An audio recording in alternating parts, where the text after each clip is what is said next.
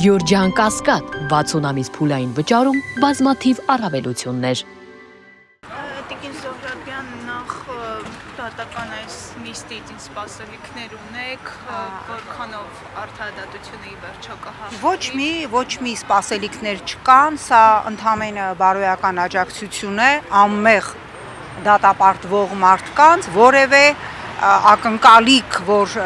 հնարավոր է բեկում դատական նիստի ընթացքում չկա եւ չի կարող լինել, քանի այս իշխանությունն է քիչ առաջ գոնե մի այսպես պոզիտիվ բան տեղի ունեցավ, տեղեկացանք, որ Միքայել Սրբազանին տեղափոխել են Իզմիրլյան կենտրոն, որովհետեւ մենք տեսանք, չէ,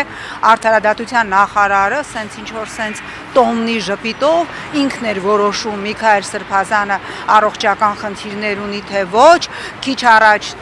ուրեմն մենք դատարանում տեսանք Բակրատ Սրբազանին,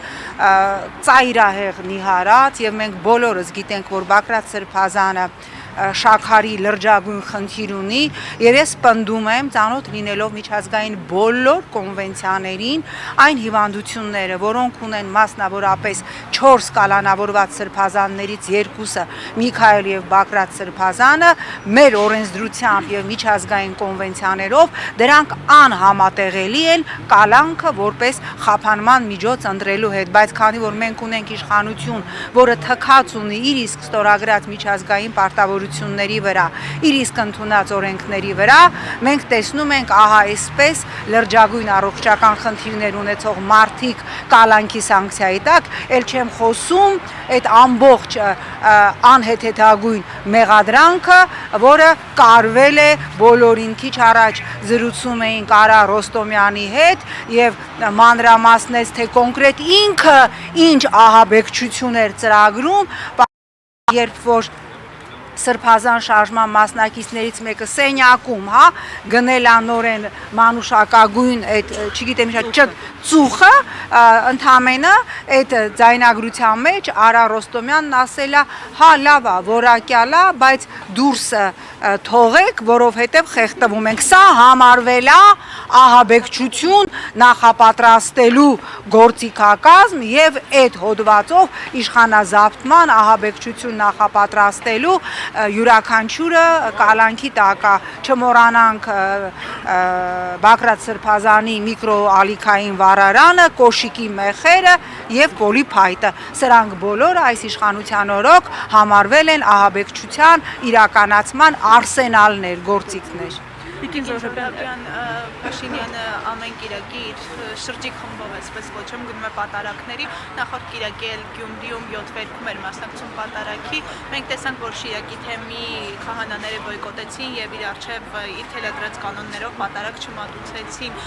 Փաշինյանը ինչ է փորձում նման կերպով ցույց տալ։ Փաշինյանը իր ծրագրած ճանապարհային քարտեզով գնում է առաջ։ Փաշինյանը կազմաքանդում է հայ առաքելական եկեղեցին, նույն Նավասարդ Կճոյանը, նույն ինքը Բենթլի Սամոն, որի դեմ Փաշինյանի ելույթները ուղղակի սենց տարակացնում էին ազգային ժողովի ամբիոնը, հիշեցնեմ նաև, որ ես որպես հայկական ժամանակի լրագրող կարող եմ վկայել, որ Բենթլի Սամոն, նույն ինքը Նավասարդ Կճոյանը, եթե մեր թերթում հայկական ժամանակում կար առնվազն 5 ամենաանընդունելի եւ մշտապես քննադատելի կերպարներ, նրանցից մեկը Նավասարդ Կճոյանն էր, իդեպ Նավասարդ Կճոյան հայկական ժամանակում մենք ձեր կլիչկան դրել էինք Կճեպ, չէ Նիկոլ, մենք ձեզ ասում էինք Կճեպ, կվկայի նաև Ավետիս Բաբաջանյանը եւ ահա այսօր այդ նույն մարդիկ, որոնց Նիկոլ Փաշինյանը մեղադրում էր տարբեր երկրներում սիրուհիներ ունենալու մեջ, մեղադրում էր, ես չգիտեմ, զենքի, ինչի մեջ ասես, Բենթլիներ եւ այլն, նրանց հետ գրկախառնվում է, եկեք Նիկոլից չխոսենք, որովհետեւ ինքը շատ գրագետ, ճակերտավոր իրականացնում է իր ճանապարհային քարտեզը եւ ուզում եմ հիշեցնել նաեւ, որ ես 10 քանի տարի եղել եմ Եվրոպական ինտեգրման հանձնաժողովի նախագահ եւ այո, եվրոպական կառույցները ինձ եւս խեղդում էին, խնդիր է դրված ուղղակիորեն հայ առաքելական եկեղեցու կարգավիճակը հավասարեցնել, ասենք, ինչ օրինակ ինցեստ քարոզող որևէ կրոնական սեկտայի հետ եւ այո երբ որ ադրբեջանական տանդեմի պահանջով փոխվի Հայաստանի սահմանադրությունը եւ այնտեղից հանվի անկախության հռչակագիրը վստահեցնում եմ ձեզ որ եւս երկու դրույթ Եվրոպական միության պահանջով հանվելու է սահմանադրությունից դա հայ առաքելական եկեղեցու բացառիկ կարգավիճակի մասին դրույթն է որպեսզի հայ առաքելական եկեղեցին ունենա Հայաստանում գրանցված ցանկացած կրոնական կազմակերպության հավասար կարգավիճակ եւ երկրորդ դրույթը որ հանվելու է սահմանադրությունից դա ձևակերպումն է որ ամուսնությունը դա կնոջ եւ տղամարդու միջև միավորումն է